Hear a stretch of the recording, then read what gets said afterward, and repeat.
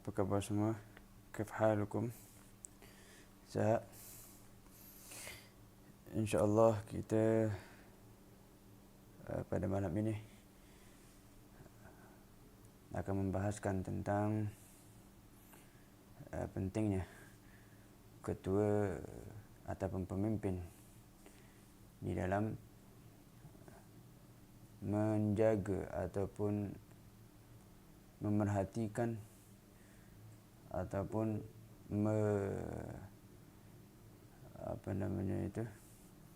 memimpin keluarga ataupun rakyat. Nah, jadi malam ini insya-Allah kita akan membahaskan permasalahan-permasalahan ini. Naam, barakallahu fiikum. Barakallah. Apa yang akan kita bahaskan ini adalah apa yang kita ambil daripada buku Al-Imam Al-Haddad. Baik, bismillahirrahmanirrahim. Assalamualaikum warahmatullahi wabarakatuh. Alhamdulillahi rabbil alamin. Wa bihi nasta'in ala umuri din wad din wa asyhadu an la ilaha illallah ilahul awwalin wal akhirin wa asyhadu anna sayyidana wa habibana wa syafi'ana wa qurrata a'yunina wa maulana Muhammadan abduhu wa rasuluh sayyidul anbiya'i wal mursalin. Allahumma salli wa sallim wa barik wa azim wa karim wa majid ala sayyidina wa habibina wa syafi'ina wa qurrati a'yunina wa maulana Muhammad wa ala alihi wa ashabihi ajma'in wa la hawla wa la quwwata illa billahil aliyyil azim. Subhanaka la ilma lana illa ma 'allamtana innaka antal alimul hakim. Rabbi shrah li sadri wa yassir li amri wahlul 'uqdatam min lisani yafqahu qawli. Allahumma arzuqna fahman nabiyyin wa hifdzal mursalin wa ilhamal malaikatil muqarrabin. Allahumma aghnina bil ilm wa zayyina bil hilm wa akrimna bit taqwa wa jammilna bil 'afiyah برحمتك يا أرحم الراحمين. أما بعد فإن أصدق الحديث كتاب الله وخير الهدي هدي محمد صلى الله عليه وعلى آله وصحبه وسلم وشر الأمور محدثاتها وكل محدثة بدعة وكل بدعة ضلالة وكل ضلالة في النار أو كما قال صلى الله عليه وعلى آله وصحبه وسلم. Tuan-tuan dan puan-puan yang sama-sama kita hormati dan kita kasihi, mudah-mudahan senantiasa berada di dalam rahmat Allah, sehat walafiat. Alhamdulillah, tanpa kita sedari kita sudah pun masuk kepada malam-malam Ramadan pada fasa yang kedua, yang mana Allah telah membuka pintu maghfirahnya, keampunan untuk hamba-Nya yang cerdas, pandai mengambil isyarat ini daripada Allah Subhanahu wa taala sehingga diampunkan dosa-dosa mereka. Pada fasa kedua ini adalah fasa maghfirah, yang telah Allah buka pintu-pintu itu untuk kita semua sebagai hamba Dia, untuk kita minta kepada Allah agar supaya diampunkan dosa kita. Allah pasti akan ampunkan. Ini waktunya yang Allah buka, tidak Allah buka pada waktu-waktu yang lain. Maka kesempatan ini sebagai hamba yang genius, sebagai hamba yang al-kayyis, sebagai hamba yang cerdas, maka kita pandai mengambil kesempatan yang telah Allah berikan kepada kita untuk kita gunakan sebaik mungkin dengan kita meminta keampunan kepada Allah Subhanahu wa taala. Baik. Pada malam ini fokus pembahasan kita, tajuk yang sudah kita pilih pada malam ke-16 daripada program Muarah dengan Ilmu. Kalau Ramadannya malam yang ke-17. Okey. Malam nuzul Quran ya. Dan juga perang Badar dan sebagainya. Banyak sejarah yang berlaku di bulan Ramadan ini. Sehingga dipanggil Ramadan ini bulan yang bulan perang.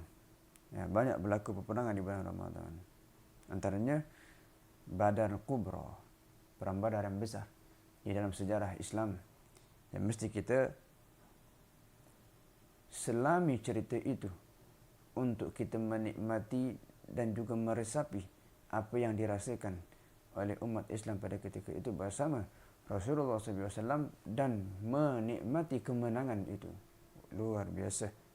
Nah, dan bagaimana dia punya orang kata kesungguhan, mujahadah, struggle, dia punya semangat bersama Rasulullah SAW demi menegakkan nama Islam dan Allah Subhanahu wa taala. Maka itulah kalau kita cerita tentang malam ke-17 daripada Ramadan. Namun kalau kita menceritakan tentang program kita marah dengan ilmu ini adalah malam yang ke-16. Yang mana tajuk kita yang kita fokus pada malam ini adalah ketua keluarga yang cerdas berpandukan kepimpinan nabawi. Apa itu? Ketua keluarga yang cerdas berpandukan kepimpinan nabawi, mengikut bagaimana Rasulullah menjadi ketua kepada umat, rakyat dan juga kepada keluarganya. Sehingga kan Rasulullah SAW dalam hadis mengatakan, aku lebih baik kepada keluargaku. Kalian yang terbaik adalah yang terbaik kepada keluarga kalian, dan aku adalah yang terbaik kepada keluargaku. Maka sudah menjadi tepat untuk kita tiru kepada orang yang tidak ada cacatnya, orang sosok yang tidak ada kurangnya. Beliaulah utusan Tuhan Allah Subhanahu wa taala dah memilih Rasulullah SAW sebagai utusannya, yang mana tepat untuk kita tiru dia. Untuk kita aplikasikan apa yang telah Rasulullah tunjuk kepada kita sebagai pemimpin. Untuk menjadi pemimpin, maka kita mesti kena ada panduan. Tidak ada panduan, kita nak memimpin macam mana? Maka Rasulullah adalah panduan yang tepat. Oleh itulah Al-Imam Haddad mengatakan di dalam dia punya buku ini, teks dia perlu untuk kita menjadi adil kepada rakyat. Maka pemimpin secara umumnya, pemimpin secara umumnya adalah pemimpin negara, suatu tempat, ketua kampung pun dia anggap pemimpin juga, ketua keluarga ya dia anggap pemimpin juga. Ke depan nanti kita ini akan masuk lagi lebih dalam masalah pemimpin kepada diri kita sendiri. Maka perlu untuk kita menjadi adil kepada rakyat kita yang khusus dan rakyat kita yang umum, dengan penjagaan perhatian yang sempurna kepada mereka. Dengan kita betul-betul mengambil berat kepada rakyat kita. Kerana Allah Subhanahu wa taala akan mengambil tanggungjawab itu, maksudnya Allah akan meminta tanggungjawab itu nanti kelak yaumul qiyamah. Sebab itu untuk menjadi pemimpin tak mudah. Ya. Ingat, ketika mana kita diberikan jabatan, itu amanat yang sangat berat. Kita akan dipertanggungjawab. Sebab itu orang yang sanggup memegang satu jabatan, bermakna orang ini dia sudah akur janji, dia sudah betul-betul pegang ikat amanat. Apa yang berlaku, aku bertanggungjawab. Itu dia sebenarnya jawatan yang dipikul. Bukan untuk kesenangan dia. Dia berkhidmat untuk umat, dia berkhidmat untuk rakyat, bukan untuk kesenangan dia. Dan segala pemimpin itu akan diminta pertanggungjawaban nanti kelak yaumul qiyamah oleh Allah Subhanahu wa taala. Kan dia kata dekat sini, rakyat yang khusus dan juga rakyat yang umum. Siapakah rakyat yang khusus ini? Maka Imam Haddad mengatakan, wa a'ni bi ra'iyatikal khassati jawarihaka as-sab'a. Yang aku maksudkan dengan rakyat yang khusus, siapa itu? Anggota badanmu yang 7 anggota badan kita adalah rakyat kita yang mesti kita pimpin dengan betul. Apakah anggota 7 itu? Al-lisanu adalah lisan, lidah. Digunakan untuk bercakap, digunakan untuk menggembirakan hati orang lain, digunakan untuk memuji Allah, digunakan untuk menyebarkan ilmu agama, digunakan untuk membaca Al-Quran, digunakan untuk menghafal Al-Quran, digunakan untuk membahagia hati kedua ibu bapa. Lisan, bukan berkata kasar, keras. Itu lisan. Maka untuk menjadi pemimpin yang betul-betul sejati, adalah menjaga kita punya rakyat kita, secara khusus rakyat kita, lisan. Lisan ini bahaya. Dia punya bentuk dia tidak ada tulang. Lembek dia tu. Kan? Lisan kita ini tidak ada tulang, tidak tegak, tidak serong, tidak. Dia boleh semua. Fleksibel dia. Sebab itu kalau kita tidak kontrol, kita tidak mengambil berarti, kita tidak memperhatikan dengan sebenar-benar perhatian, maka dia boleh terjatuh. Dia boleh offside. Ya? Dia boleh offside. Bila offside saja, dia mampu menghancurkan, mengguris hati orang yang menerima kata-kata daripada lisan dia. Oh, itu bahaya tu. Mati dengan pedang lebih baik daripada mati dengan lisan orang. Ya Allah, lebih pedih. Lebih pedih. Sebab itulah kata syair, saya menukilkan di sini ada sebuah syair, ya. Ada sebuah syair itu mengatakan ihfaz lisanaka, jagalah lisanmu. Jagalah lisanmu. Ayyuhal insanu ihfaz lisanaka ayyuhal insanu. Kalau siapa nak tulis boleh tulis. Ihfaz lisanaka ayyuhal insanu. Jagalah lisanmu wahai manusia. Kerana dia itu ma yataghannaka annahu thu'ban. Dia itu boleh memberi bisa kepada kamu. Sungguhnya dia itu seperti ular yang berbisa. Apa itu? Lisan. Oh, lisan ini bahaya. Kam fil maqabiri min qatili lisanihi. Berapa banyak orang mati sebab lisan. Mati hati dia sebab apa? Terkena serangan lisan daripada orang. Kalau kita sakit kerana zahir, ditusuk dengan pisau ataupun pedang, kita dipancung kepala kita, mungkin selesai dari situ. Tapi kalau kita ditusuk dengan lisan, hati kita yang tergurus ini, bagaimana untuk kita ubati? Sangat susah untuk dihilangkan parut itu. Mungkin berparut hilang dia punya luka, tapi parut itu masih kekal. Berapa banyak orang mati sebab lisan. Berapa banyak orang yang berada dalam kubur-kubur itu mati kerana lisan, stres, ya, kerana lisan manusia. Bahaya. Jadi lisan ini, kata orang Arab, tarjumanul qalbi wa khalifatuhu fi zahiril badani. Lisan ini adalah terjemahannya hati manusia. Nak tahu hati dia macam mana? Cuba kita lihat bagaimana cara dia berbicara, cara dia bertutur, kan? Kita akan dapat tahu, kita akan dapat tangkap bagaimana dia punya gambaran hati dia. Gambaran hati dia macam mana. Kita tidak menghukum, cuma kita boleh berhati-hati di situ. Kita sudah dapat tangkap macam mana dia punya gambaran. Dan lisan itu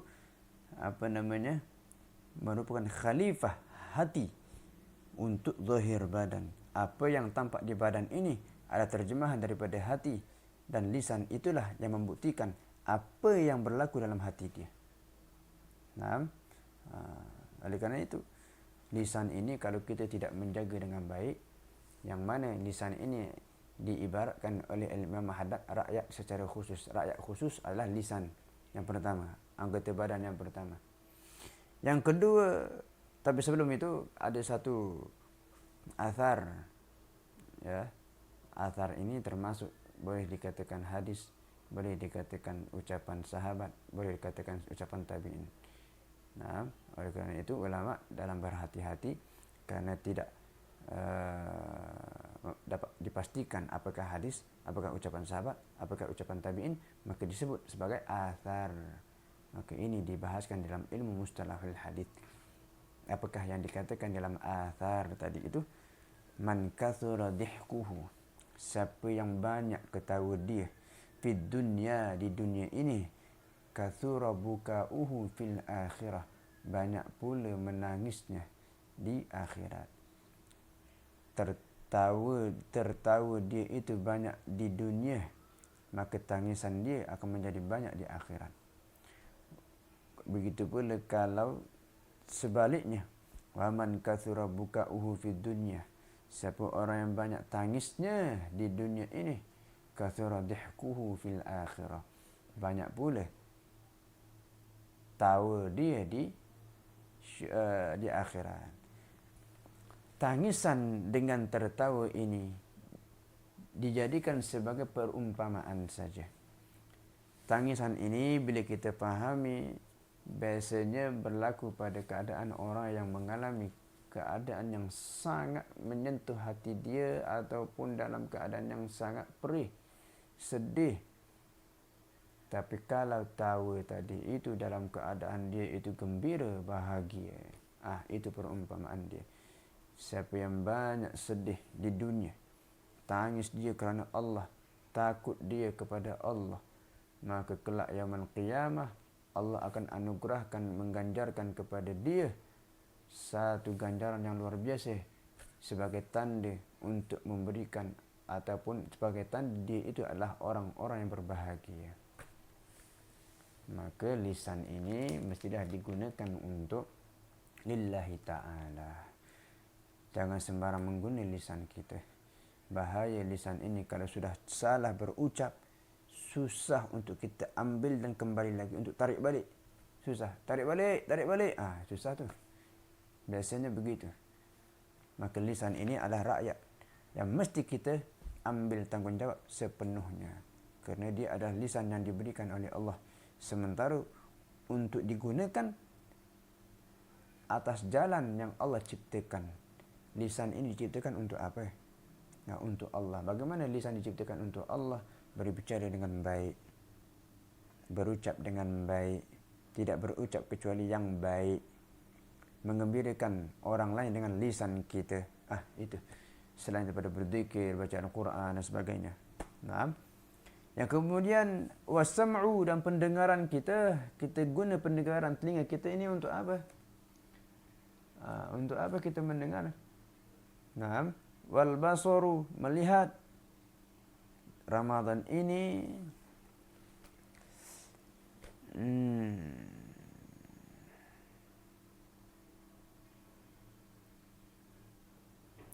di dalam Al-Quran Allah mengatakan, ya ayyuhalladzina amanu kutiba alaikumus shiyam. As-shiyam, apa makna shiyam? Shiyam ini maknanya imsak. Apa makna imsak? Imsak ini bermakna menggenggam. Apa yang kita genggam? Kita menggenggam mata kita, kita menggenggam lisan kita daripada perkara yang tidak Allah ridha. Bahaya tu kalau tidak kita genggam. Sebab apa? Dia akan bergerak tu. Kalau kita sudah pegang, dia tidak bergerak. Ya kan? Contoh apa? Kita punya pensel contohnya. Ada pensel dekat sini. Pensel ni kalau kita biarkan dia boleh jatuh, dia boleh bergerak kerana angin dan sebagainya. Tapi kalau kita pegang, dia tidak akan bergerak. Maka mata kita pegang supaya tidak bergerak, tengok sana sini kanan, tengok benda yang tidak dihalalkan oleh Allah. Lisan, kita pegang lisan kita agar supaya tidak dia bergerak untuk sesuka hati dia mengucapkan suatu benda yang menyebabkan Allah tidak ridha. Dan seterusnya. Maka itu siam, memegang itu semua. Sebab itu dikatakan Ramadan ini kalau di negara Arab ada 4 musim. Peletakan antara sejarah peletakan nama Ramadan itu diambil daripada perkataan Ramdha. Yang mana Ramdha ini adalah air yang turun di negara Arab hanya untuk menghilangkan debu-debu di pokok, di dedaunan, di bunga-bunga. Sebab di negara Arab ada 4 musim. Ketika transisi musim akan turun air itu untuk merubah musim satu dengan yang lain. Untuk ubah musim bunga, daripada musim panas, musim gugur, air turun. Tapi turunnya air ini tidak seperti turunnya di negara kita, hujan lebat sampai banjir kita. Orang Arab secukup seperti menyiram saja. Sebagai bentuk menyiram debu-debu yang ada hilang sehingga menjadi menjadi segar kembali. Tumbuh kembali bunga-bunga yang sebelum ini kering, segar, menjadi merah, cantik. Daun yang tadi kering mati, segar, menghijau dia. Maka Ramadan ini adalah tempat untuk kita melatih jiwa kita agar nanti keluar daripada Ramadan, jiwa, hawa nafsu kita ini segar kembali untuk menghadapi 11 bulan yang menjadi kita punya ujian yang berat. 11 bulan yang berat. Mungkin kita berjatuh kepada maksiat. Maka Ramadan ini kita melatih jiwa kita, spiritual kita, menekan hawa nafsu kita dengan Ramadan, dengan bulan Ramadan yang menyirami kita punya jiwa. Kelak yaumul qiyamah, kelak nanti setelah habis daripada Ramadan, kita akan refresh balik jiwa kita. Jiwa kita akan terrefresh. Jiwa kita akan terrefresh. Baik. Apabila jiwa kita refresh, kita spiritual kita akan segar. Seperti daun yang kering menghijau, bunga yang layu tadi akan berkembang kembali. Ini Ramadan. Maka kita memegang mata, jiwa untuk perkara yang diredai oleh Allah Subhanahu wa taala. Itulah Ramadan. Jadi sejarah peletakan nama Ramadan itu daripada perkataan Ramadan antaranya. Masih banyak lagi tu. Masih banyak lagi. Antaranya apa? Antaranya kalau besi yang karat, untuk kita hilangkan karat dia, orang dulu merendam besi yang karat itu dalam air yang panas. Ketika mana air yang panas itu sudah betul-betul panas, masuk dia punya besi yang berkarat, kita sampailah besi itu, karat-karat besi itu tadi menjadi merah, kita angkat besi itu, kita ketuk, runtuh, gugur dia punya karat-karat. Itulah Ramadan. Maka ketika mana kita masuk ke dalam Ramadan, 11 bulan sebelumnya kita sudah berkarat kita punya jiwa, berkarat mata kita, berkarat lisan kita, berkarat tangan kita, berkarat telinga kita, berkarat kaki kita, berkarat anggota badan kita yang kita digunakan untuk bermaksiat.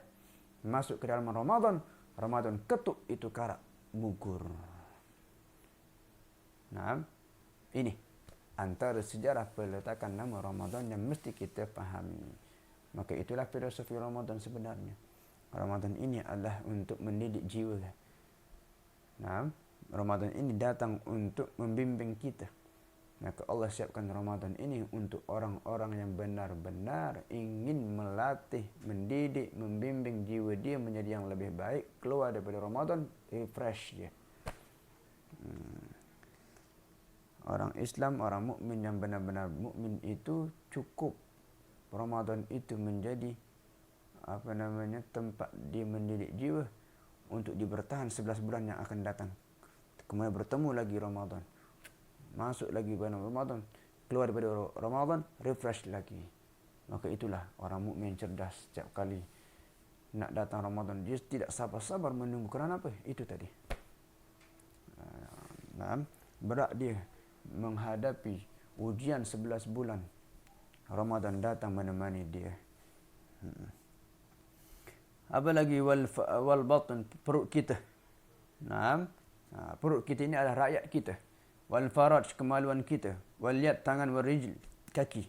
Maka ini 7 anggota badan kita adalah rakyat kita, yang mesti kita ambil tanggungjawab. Apa yang kita lakukan, kita bertanggungjawab. Fa inna hadhil jawarihu ra'iyatun, kerana anggota badan kita yang 7 ini merupakan rakyat kita. Istara'akallahu iyyaha, Allah akan meminta kita untuk bertanggungjawab. Allah akan minta pertanggungjawaban. Allah minta untuk kita menjaga dia.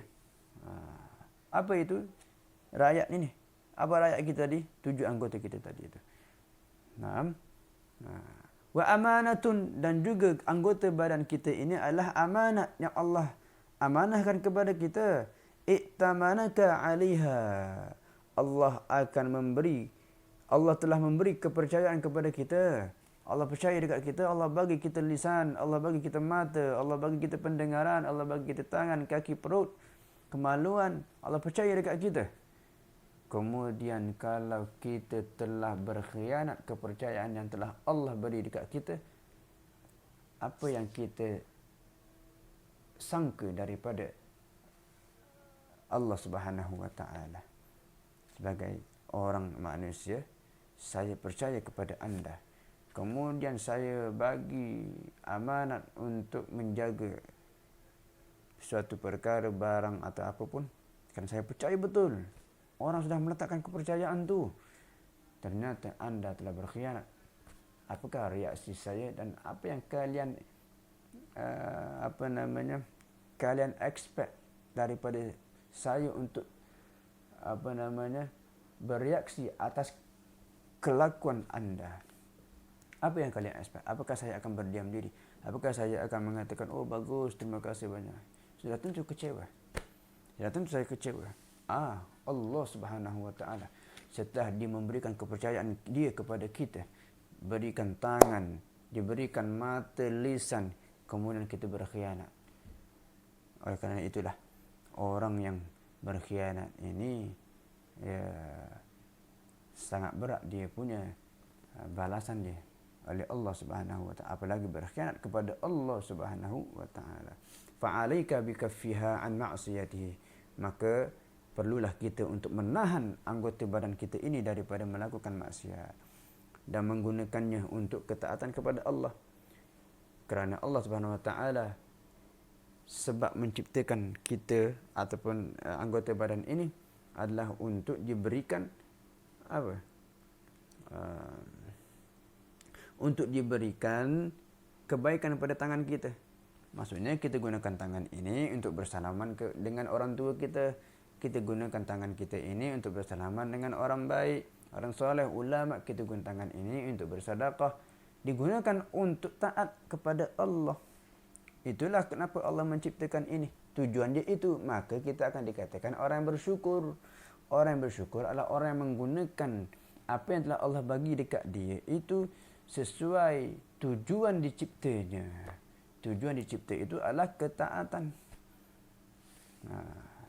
Apa yang berlaku di dunia sekarang ini atas sebab tidak bersyukurnya dia. Dia berkhianat dengan apa yang telah Allah berikan kepada dia daripada amanat-amanat itu. Oleh kerana itulah dunia ini telah menjadi kacau, huru-hara dan sebagainya. Wahiyya min ajalli ni'amillahi 'alaika, dan itu apa itu? Jawarih. Apa itu jawarih? Anggota badan kita ini merupakan nikmat yang teragung yang Allah pernah beri dekat kita. Ialah, ya kan? Mata, lisan, mulut kita ni, tangan, kaki, kemaluan, maaf, ya kan? Perut kita boleh menikmati makan apapun.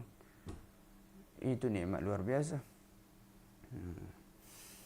Wa syukruha an tuti'ahu subhanahu biha, dan digunakan dicipta anggota badan ini untuk jalan syukur kepada dia dengan mentaati dia.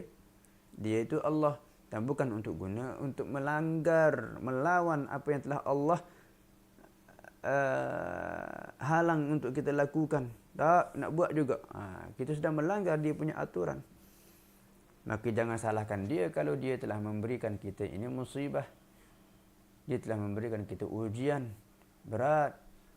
Padahal pun ujian itu merupakan tanda kasih sayang dia. Betul tak? Kita buat salah, dia bagi ujian dekat kita.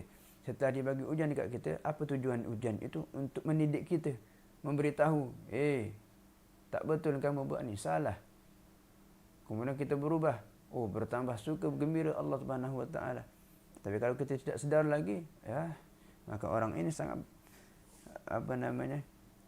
benar-benar melanggar Allah, benar-benar menjadi musuh Allah Subhanahu wa taala. Macam mana tu? Jadi dengan itulah rahmatnya Allah. Sudah kita langgar dia, Tapi dia didik lagi kita dengan didatangkan ujian kepada kita. Tapi kita masih saja tidak menyedari, tak pandai kita mengambil isyarat itu daripada Allah. Rupanya, oh ini adalah isyarat daripada Allah menegur aku. Naam. Fa in tarakta dzalika wa lam taf'alhu faqad baddalta ni'matallahi kufra. Kalau kita meninggalkan perbuatan yang kita terima daripada Allah ini, anggota yang kita terima daripada Allah ini kita tidak melakukan untuk taat kepada Allah, sungguh kita telah menggantikan nikmat itu kepada kekufuran. Kufur nikmat bermakna kita kufur nikmat, kita buat untuk maksiat. Walaula anna Allah Ta'ala sakhkhara laka hadhihi al-jawarih. Okey.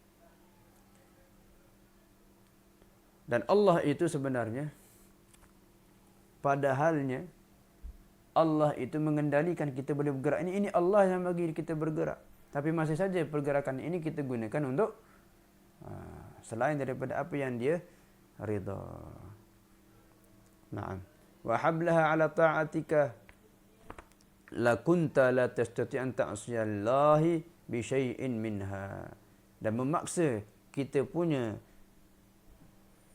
anggota badan ini untuk taat kepada dia. Nah, untuk melakukan taat kepada dia, untuk kita memaksa. Macam gini. Maksud dia itu, pada asalnya Allah buat kita punya anggota badan ini, kita boleh bergerak ni, boleh tengok kiri kanan, boleh berjalan, boleh makan, masih tidak sakit dan sebagainya. Itu Allah yang kontrol. Okey? Allah yang kontrol. Naam. Tapi masih saja dengan keadaan Allah masih mengontrol itu, kita gunakan nikmat yang Allah bagi ini untuk selain daripada apa yang dia ridha. Bermakna dalam waktu yang sama kita kufur dengan nikmat yang telah Allah bagi. Naam. Dan pada waktu yang sama kita memaksa anggota badan kita ini untuk taat kepada apa yang kita inginkan. Hak orang kita ambil begitu. Ini bergerak, masih bergerak ni tangan kita. Allah masih kontrol. Tapi kita memaksa tangan kita ini untuk mengikuti apa yang kehendak kita nak. Ini sangat bahaya. Naam. Ini yang sangat bahaya. Naam. Dan setiap anggota badan kita ini berkata dekat kita sebenarnya. Ya. Sebab itu kita mesti kembali lagi pada dasarnya. Apa yang Allah bagi dekat kita ni bukan kita punya. Bukan kita punya. Sebab itulah apa yang bukan kita punya ini, milik Allah ini, maka dia lebih cenderung kepada Allah sebenarnya. Oleh kerana kita hawa nafsu ini yang memaksa untuk melakukan maksiat juga, kita terjatuh ke dalam maksiat. Tapi ingat, tadi saya kata dia lebih cenderung kepada Allah juga. Sebab ini milik Allah, makhluknya Allah. Sebab itu nanti kelak yaumul qiyamah, apa yang kita buat guna ni, tangan ni, dia akan bercakap di hadapan Allah, ya Allah, aku bukan begitu, tapi tuan badan aku ini. Sebab itu dia menjadi saksi kepada kita. Dia tidak berpihak kepada kita. Faham? Apa yang bukan milik kita tidak berpihak kepada kita. Dia berpihak kepada sang pemilik, siapa itu? Allah Subhanahu wa Ta'ala. Sebab itu setiap kali apa yang kita lakukan ini, sebenarnya tangan kita ini bercakap dengan kita, tapi kita tidak mendengarnya. Apa kata tangan kita kepada kita? Ataupun lisan kita kepada kita? Bila mana kita ingin melakukan maksiat, tentunya kita nak mencaci orang ni. Lisan kita ni kita nak mencaci orang.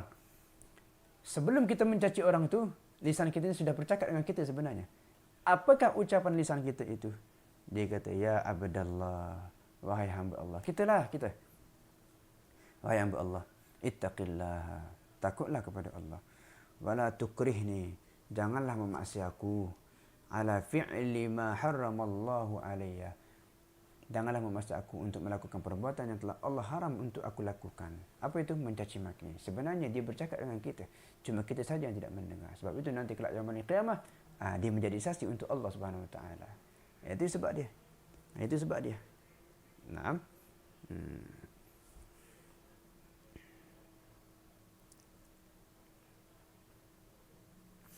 Kemudian itu sebelum kita lakukan. Tapi kalau sudah kita lakukan, fa idza asaitallaha biha tarji'u ila Allah wa taqulu. Kalau kita sudah lakukan, lisan kita ini kembali kepada Allah. Dia kata apa? Qad nahaituhu ya Rabb. Ya Allah, aku sudah melarang dia. Takutlah kepada kamu, kepada engkau ya Allah. Falam yasma', tapi dia tidak mendengarku ya Allah. Naam. Wa ana bari'atun mimma sana'. Dan aku berlepas sudah apa yang telah dilakukan. Aku kepada kat dia. Aku sudah memberitahukan kepada dia, aku sudah ingatkan kepada dia. Tapi dia tetap saja melakukan. Dia tetap saja mencaci maki ya Allah. Dia tidak mendengar. Maka itu luar daripada kuasa aku. Kerana memang engkau telah memberikan aku ini kesempatan untuk berada dengan jasad dia, bersama dia. Tapi dia telah menguasai aku sebab aku ini sebagai rakyat dia saja. Kan? Lisan kita ini rakyat kita. Kita sebagai pemimpin, sebab itu mesti cerdas. Berpandukan kepemimpinan Nabawi. Itu tajuk kita malam ini kan. Maka kita ini sebagai pemimpin, badan kita mesti kita pimpin dengan baik dulu. Nah, maka dipastikan orang yang kita pimpin ini, yang lain-lain ini akan juga mendapatkan kepemimpinan yang baik, penjagaan yang baik, perhatian yang baik daripada kita. Dan hasilnya, konsekuensinya, ya makmur kehidupan kita dan dunia ini akan jadi aman dan damai saja, baik-baik saja. Wa sawfa taqifu baina yadillahi ta'ala. Dan pasti engkau, maksudnya kita ini pasti akan berdiri di hadapan Allah nanti. Fatantiqu jawarihuka. Maka setiap anggota badan kita ini akan bercakap, bertutur di hadapan Allah, berbicara dengan Allah Subhanahu wa taala, syahidatan laka, sebagai saksi untuk kamu. Bima amilta biha min khair. Maksudnya dia menjadi saksi untuk kita, dia membantu kita. Bila mana kita melakukan kebaikan. Ya Allah, ini orang ni dia guna aku, masya-Allah luar biasa gini-gini. Tapi kalau sudah wa alaika, dia akan menjadi musuh kita. Dia tidak berpihak kepada kita nanti. Bila bima amilta biha min syarrin, pada perkara yang kita lakukan daripada perkara-perkara yang buruk. Pada hari la maradda lahu minallah, dalam Al-Quran Allah kata la maradda lahu minallah, pada hari tidak ada tempat lari. La maradda lahu minallah, tidak ada tempat untuk kita lari daripada Allah. Malakum min malja'in, malakum min malja'in yawma idin wa malakum min nakir. Tidak ada tempat untuk kita lari daripada Allah. Pada hari tidak ada tempat untuk kita lari daripada Allah. Dan juga tidak ada tempat untuk kita berlindung lagi. Nak lari kat mana, nak nusuk kat mana. Untuk kita nak tipu daya dekat mana? Kat dunia ni bolehlah. Kita mungkin berlepas daripada mahkamah dunia. Kita boleh buat macam-macam pelbagai cara untuk kita berlepas daripada hukuman. Tapi kalau di hadapan mahkamah Allah, semuanya adil dilaksanakan. Dan juga kita tidak terlepas daripada nakir. Ya. Ini malaikat ya. Yauma la yanfa'u malun wala banun, hari yang di mana tidak bermanfaat harta dan juga anak-anak. Anak-anak kita pun, isteri kita pun masing-masing memiliki diri masing-masing. Ya kan? Tidak ada masa itu kita nak backup siapa, dia nak backup siapa, dia nak bantu, dia nak bukan di dunia boleh buat gitu. Di dunia boleh, ya kan? Dunia ni kita kalau buat salah tak apa, aku cover. Di dunia, di akhirat tak ada. Masing-masing memikirkan tentang diri masing-masing. Sebab itu tidak ada bermanfaat anak-anak itu. Dan juga hati-hati yang kita miliki. Illa man atallaha biqalbin salim. Kecuali orang yang mendatangi Allah dengan hati yang selamat. Kosong, selamat, bersih daripada penyakit-penyakit hati. Orang ini, dia akan selamat. Dia akan selamat. Ini adalah rakyat kita yang khusus. Bagaimana dengan rakyat yang umum? Rakyat yang umum, ya, yang kita ada kuasa di atas mereka seperti isteri, anak-anak, karyawan-karyawan, staf-staf kita. Kita mesti bertanggungjawab ke atas mereka untuk membantu mereka ke arah yang diredai oleh Allah Subhanahu wa taala. Kita mesti membimbing, mengarahkan dia.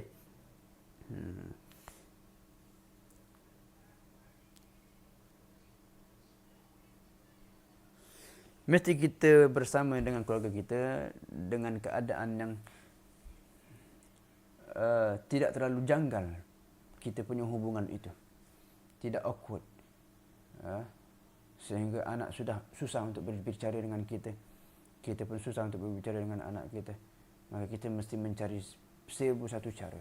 Rasulullah adalah orang terbaik kepada keluarganya. Jadi kita mesti duduk dengan mereka, bercakap dengan perkataan yang paling halus yang boleh kita guna untuk anak-anak kita. Jangan kita jadikan anak kita sebagai musuh. Kita pukul, kita nak marah ni seperti tidak ada kasih sayang lagi dekat itu. Sakit hati. Ya memang betul dia buat salah. Tapi bagaimana cara kita menyikapi itu? Dengan lembut. Agar tidak janggal dan tidak jauh kita daripada dia antara satu sama lain. Akan tetapi menjadi harmoni kita dalam kebaikan, bukan di dalam dosa. Selalu dari kecil lagi.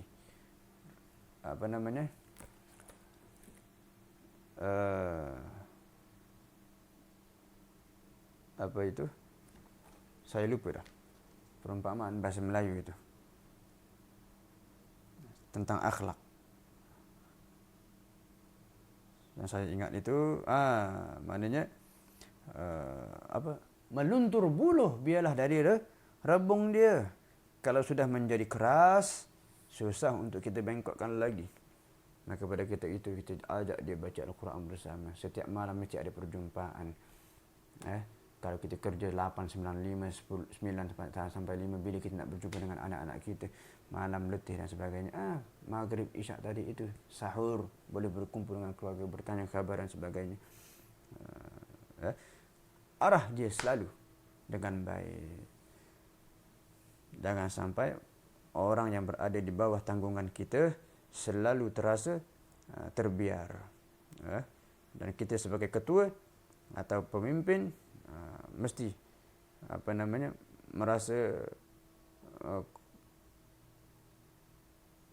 merasa kita ini selalu bertanggungjawab, dan jangan hanya merasa saja, mesti kena ada action.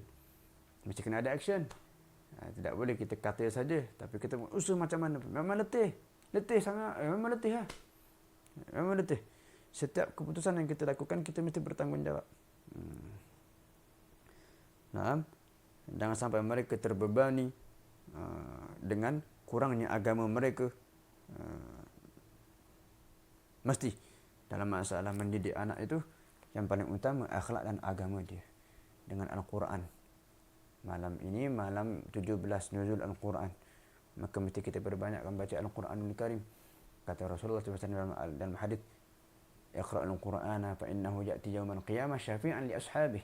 Bacakanlah Al-Quran, bacalah Al-Quran, kerana kelak yaumul qiyamah dia akan datang sebagai syafaat penyelamat kamu. Perbanyakkan baca Al-Quran bersama keluarga. Tadarus bersama keluarga, buatkan program. Jangan merasa janggal. Kita sebagai ketua keluarga, tak, malam ini papa, apa lagi, daddy, ikutlah. Kita anak-anak kita panggil kita apa, walid, ayah, baba. Malam ini kita duduk, kita siapkan makanan supaya dia rasa senang, dia tidak merasa itu beban. Selalu bercerita tentang ilmu dengan dia, baik cerita. Dan kita mesti menghormati dia punya ucapan. Kita mesti menghormati pendapat dia. Kita mesti menghormati pertanyaan dia. Bila mana dia bertanya, jawab. Jangan kita buat main-main. Ini cara kita respect dia. Begitulah dia akan membalas respect itu kepada kita. Kalau dia tidak respect, kalau dia tidak menghormati, kalau dia buat satu benda lain, itu adalah cermin didikan kita. Jangan kita menyalahkan dia. Maka kita sebagai pemimpin ini, kita mesti bertanggungjawab. Baik, itulah dia. Bagaimana kita menjadi pemimpin yang cerdas kepada keluarga, mengikut kepemimpinan Nabawi, berpandukan kepemimpinan Nabawi. Rasulullah sallallahu alaihi wasallam orang yang paling hebat dengan keluarga dia. Jangan kita ego, buang. Kita mesti bercakap, lepaskan. Kita mesti, kalau kita suka sesuatu, apa yang dia buat kita suka, kita mesti ekspresikan rasa suka kita kepada dia, puji. Ini kasih sayang, lembut dia. Maka itu saya kira boleh kita berkongsi pada malam ini. InsyaAllah kita akan sambung pada malam besok pada waktu yang sama dengan perjumpaan kita pada malam yang ke-17 masuk malam, insyaAllah, daripada program Muarah dengan Ilmu. Mudah-mudahan Allah terima dan Allah berkati dan Allah ridha dengan apa yang kita bincang pada ketika ini dan sebelum ini dan akan datang insya-Allah taala.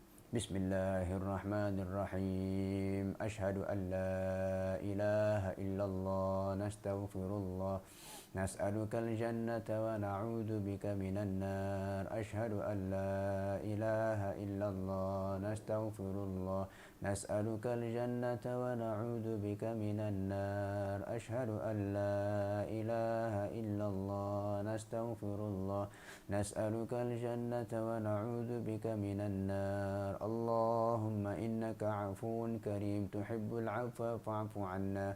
Allahumma innaka 'afuwun karim tuhibbul 'afwa fa'fu 'anna. Allahumma innaka 'afuwun karim tuhibbul 'afwa fa'fu 'anna ya karim. Allahumma inna nas'aluka ridhaka wal jannah wa na'udzu bika min sakhatika wan nar. Nawaitu shawma ghadin an ada'i fardhi syahri Ramadan hadhihi sanah lillahi ta'ala wallahu a'lam bishawab. Wassalamualaikum warahmatullahi wabarakatuh.